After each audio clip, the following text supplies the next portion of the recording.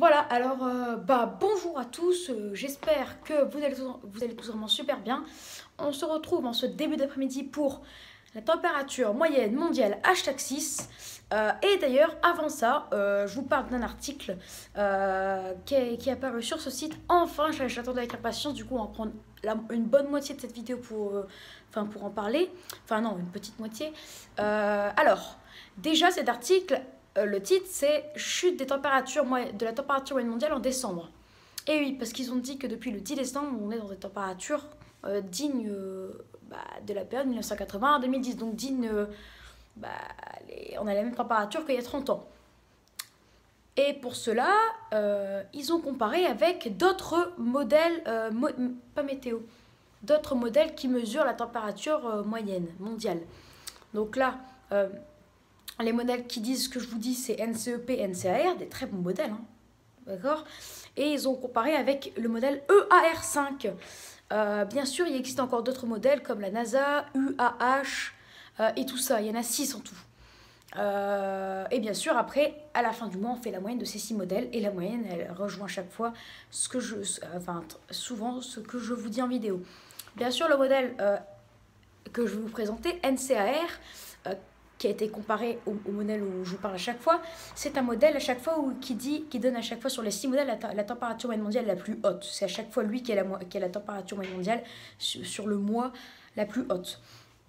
Et ils ont comparé, et à lui, il partait pas de plus 0,6 par rapport à la période 1980-2010 comme le modèle NCEP, mais il partait de plus 0,8. Et ensuite, vers le 5-10 décembre, comme NCEP, il a baissé aussi, d'accord. Et il s'est abaissé à plus 0,3, pendant que NCEP était vers plus 0,1.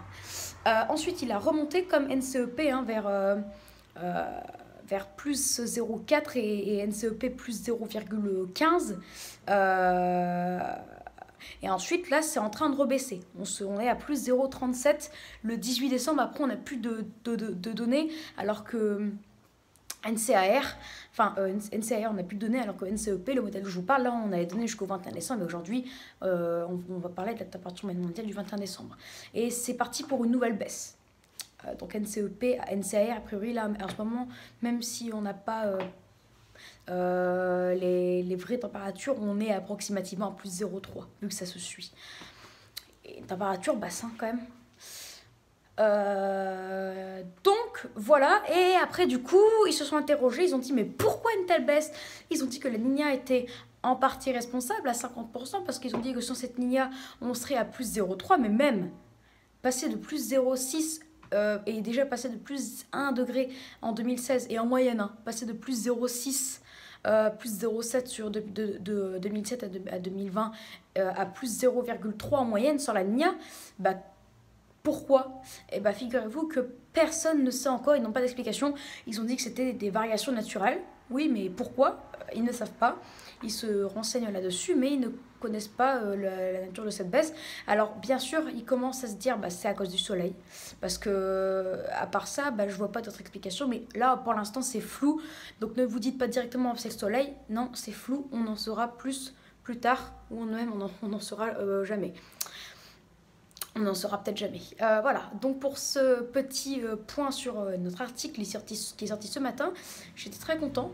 Et en plus, ça veut dire du coup que si on ne sait pas pourquoi ça baisse comme ça veut dire qu'on ne peut pas prédire un réchauffement climatique, vu que si ça se trouve, cette variation naturelle, comme on le dit, elle pourra se reproduire vers 2030, 2040 ou même pour toujours.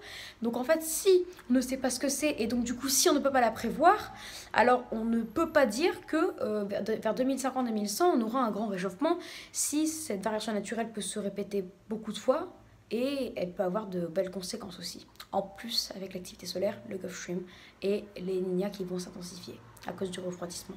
Et en plus, s'il y a d'autres virus. S'il y a d'autres virus, on va pas aller loin. Donc voilà, donc c'est bien en fait de ne pas le connaître, comme ça on se dit, si on prend pas, parce que là en fait, on peut se dire qu'on ne prend pas en compte ce phénomène, ce nouveau phénomène de variation naturelle pour la suite, et donc du coup, il peut apparaître et il peut tout chambouler. C'est ça qu'on peut se dire. Alors que s'il prend en compte et qu'on prévoit quand même un réchauffement, bah là c'est tout de suite c'est tout de suite plus chiant.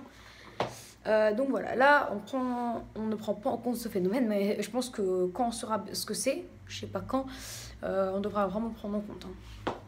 Parce que pour faire baisser d'un coup comme ça la température moyenne mondiale de 0,4 degrés en l'espace de 10 jours, là il faut quand même le faire. Même la Niña ne pourrait pas faire ça en 10 jours. Donc voilà. Voilà, je vous avais dit qu'on allait passer voilà, une moitié de vidéo. Bah là, elle en a 5 minutes 30. Mais en tout cas, vous savez tout de cet article qui est sorti, comme je vous le dis, ce matin. Et je l'attendais avec impatience, d'ailleurs. Voilà, maintenant, on va enfin passer au cœur de la vidéo. Donc, à la température moyenne mondiale #6, qui regroupe la température moyenne mondiale qu'il a fait le 21 décembre 2020. Alors, cette température, elle est de plus 0,06. Alors, hier, le 20 décembre, on était à plus 0,04. Bon, elle a remonté de plus 0,02. Mais d'après ce qu'on peut voir, on peut voir qu'elle a baissé du 5 au 14, on va dire. Et on va dire, à plus ou moins un jour près, que vers le 15, ça a remonté drastiquement. À plus, donc l'excédent est passé de plus 0,03 à plus 0,15, donc qui a été multiplié par 5. Ensuite, ça a baissé tout doucement pour s'approcher des plus 0,04. Et là, ça remonte à plus 0,06.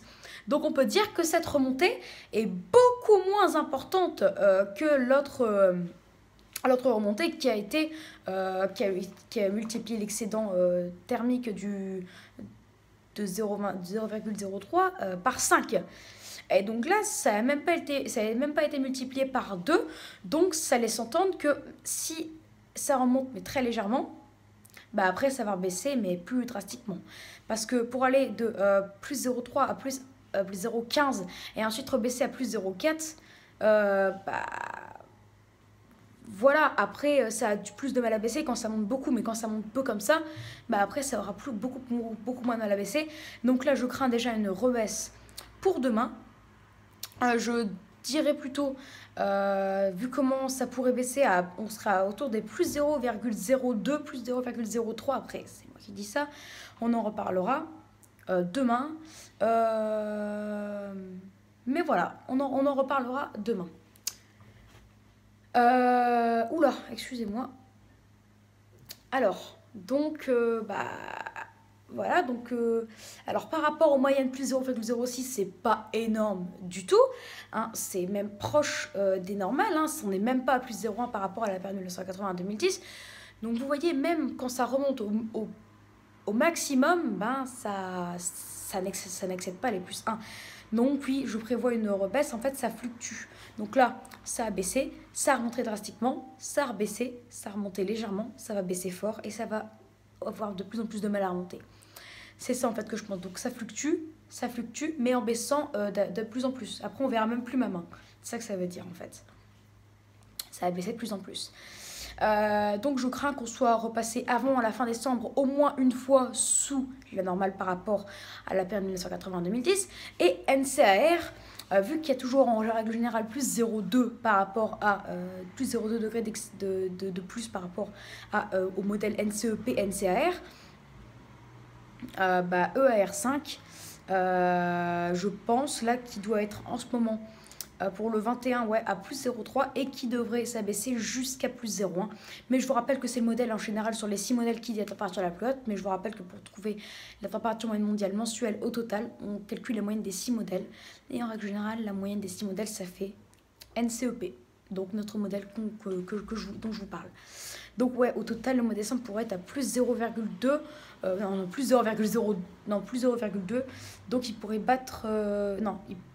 pas forcément battre 2013, ou si, il pourrait être, je prévois encore plus 0,15, donc il pourrait battre 2013.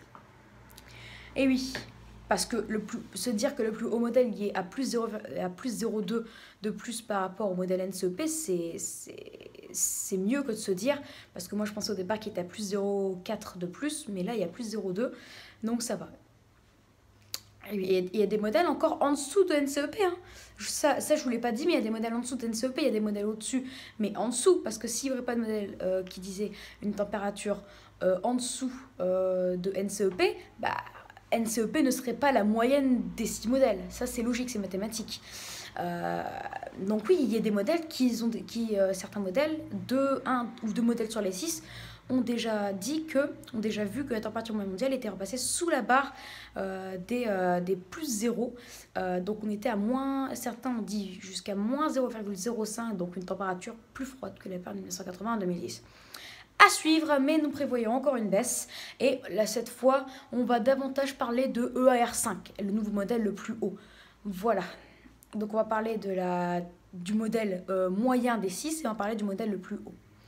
Comme ça, vous pourrez vous dire, ER5 c'est le maximum, donc ça veut dire que on est en ce moment au maximum à plus 0,3, donc c'est pas énorme, et au minimum moins 0,1. C'est pour ça qu'on est à plus 0,04 en moyenne là. On va dire on a plus 0,1, mais ça se rapproche de NCEP, NCAR. Voilà pour cette température moyenne mondiale. #6. Donc oui, le climat mondial actuel fluctue beaucoup, même si il oscille, il fluctue, mais autour des normales. Parce que osciller, je suis pas sûre que tout le monde connaît, donc je vais dire fluctue autour des normales. Parce que c'est pas une fluctuation comme plus 1 degré, plus 0,5, plus 1. Là, c'est vraiment des fluctuations plutôt faibles. Hein. On n'est pas on fluctue pas de plus 0,5 en plus 0,5. On fluctue de plus 0,1 à plus 0,1. Grand maximum, ou plus 0,12 à plus 0,12, grand maximum. Mais on fluctue autour des normales, et ça c'est très important de le dire. Donc c'est des fluctuations normales pour la saison. Et mettez-vous encore dans la tête qu'on ne peut pas expliquer pourquoi cette baisse, et donc elle pourra avoir un impact sans qu'on puisse le prévoir dans les années et peut-être même dans les décennies à venir. Et ça pourra avoir un impact sur les prévisions de la suite qui disent un réchauffement climatique. Voilà pour cet épisode. Donc j'espère que cet épisode vous aura plu. J'espère que vous aurez aimé aussi la première partie de cette vidéo sur l'article dont je vous ai parlé. Vous pouvez aussi me dire dans les commentaires si on doit inclure R5, si ça vous plaît. Comme ça, vous aurez la température la température mondiale au maximum. Enfin, la température mondiale maximale. Comme ça, vous vous dites, ah bon, c'est impossible d'aller au-dessus de ça. Donc oui, c'est plutôt fiable, voilà. Enfin voilà, vous me direz si vous avez bien EAR5, si vous voulez qu'on l'inclue dans nos vidéos, dans les vidéos. Et vous pouvez me dire aussi pourquoi si vous en avez envie, voilà. Et j'espère que cette première partie de vidéo vous aura plu, voilà. Donc n'hésitez pas à vous abonner pour les tout nouveaux, n'hésitez pas à liker, à partager et à me donner des idées pour mes futures vidéos. Voilà, très bonne vidéo à tous et je vous dis à plus tard pour une prochaine vidéo. D'ailleurs, finalement, a priori, on en reparlera, mais cette giboulée pourrait durer plus qu'une demi-heure. Elle pourrait durer de 14h30 à 16h a priori pour certains modèles, avec un pic entre 15 et 16h. Et une température qui chuterait, on en reparlera. Et on ne sait pas encore bien si ce serait sous forme de giboulée, mais on en reparlera dans lors de la giboulée. Parce qu'en fait, j'ai d'autres choses à faire avant, je dois manger déjà. De 13 à 13, enfin là il doit être 13h20, donc je dois manger. Ensuite je fais autre chose et après je pense que je n'aurai pas le temps de faire une autre vidéo avant la giboulée parce qu'elle pourrait commencer vers 14h30, 15h. Donc voilà, à tout de suite peut-être pour la giboulée. Ciao. Et si jamais je fais pas de vidéo vers 14h30, 15h, peut-être qu'il y en aura une vers 15h30, 16h. C'est possible. Allez, ciao. J'espère que ça vous aura plu. Bon appétit à vous. À tout à l'heure.